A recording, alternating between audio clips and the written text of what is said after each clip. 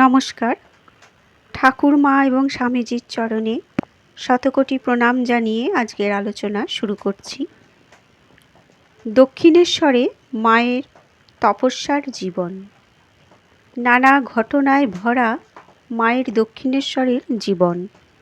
দক্ষিণেশ্বরে অত কাজের মধ্যেও চলত জপ ধ্যান। এই জপ ধ্যান ছিল সকলের চোখের আড়ালে। শেষ রাতে উঠে নহবতের দোতলায় ধ্যানে বসতেন। ধ্যানে এমন ডুবে যেতেন যে কোনো হুঁশই তাঁর থাকত না। একদিন এমনভাবে জপ ধ্যান করছিলেন, গায়ের আঁচল খসে পড়ে যায়।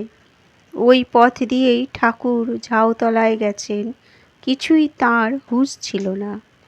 ঠাকুর শ্রীমায়ের জিভে বীজমন্ত্র লিখে দিয়েছিলেন।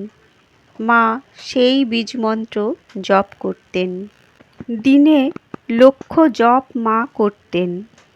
ভগবানের কাছে কাতরে প্রার্থনা করতেন, চাঁদের কলঙ্কা আছে, আমার মনে যেন কোনো দাগ না থাকে। তোমার জোছনার মতো আমার মনকে নির্মল করে দাও।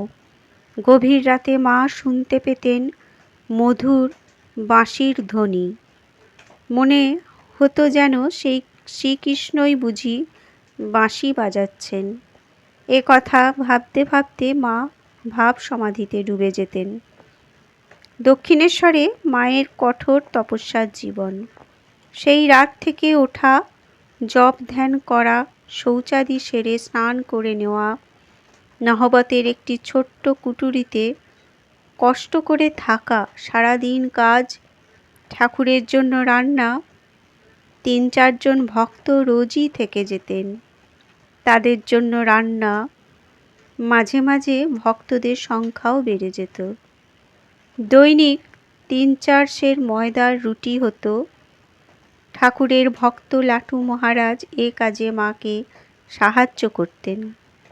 ওই ছোট্ট ঘরে ঠাকুরের অনেক মেয়ে ভক্তরাও থেকে যেতেন।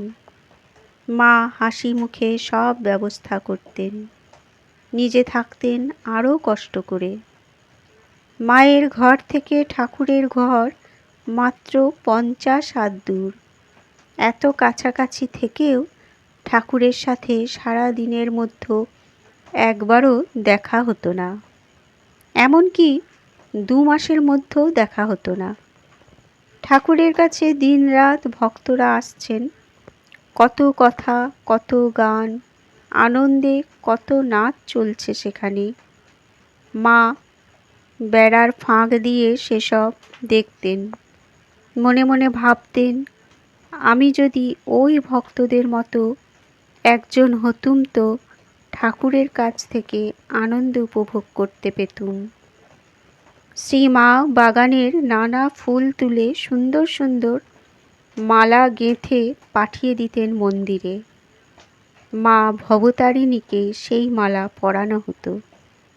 সেই মালা পরে মায়ের রূপ যেন খুলে যেত। দেখে ঠাকুর আনন্দ পেতেন। শ্রীমাকে ডেকে পাঠাতেন মায়ের সেই রূপ দেখবার জন্য। বুনো পাখি খাঁচায় রাত দিন থাকলে বেঁতে যায়, ঠাকুর বলতেন। ঠাকুরের কথায় মা মাঝে মাঝে কালীবাড়ির খিড়কি দরজা দিয়ে বেরিয়ে পাড়া প্রতিবেশীদের সাথে আলাপ করে আসতেন। তারাও মাঝে মাঝে আসতো মায়ের কাছে। মেছুনিরা মাছের ঝুড়ি রেখে গঙ্গায় নাইতে যেত। মায়ের সাথে তাদের সুখ দুঃখের কথা হতো। সবটা মিলিয়ে দক্ষিণেশ্বরে মায়ের কঠোর তপস্যার জীবন। এই তপস্যায় হাক ডাক ছিল না, অতি গোপনে সকলের চোখের আড়ালে চলেছিল মায়ের নীরব সাধনা।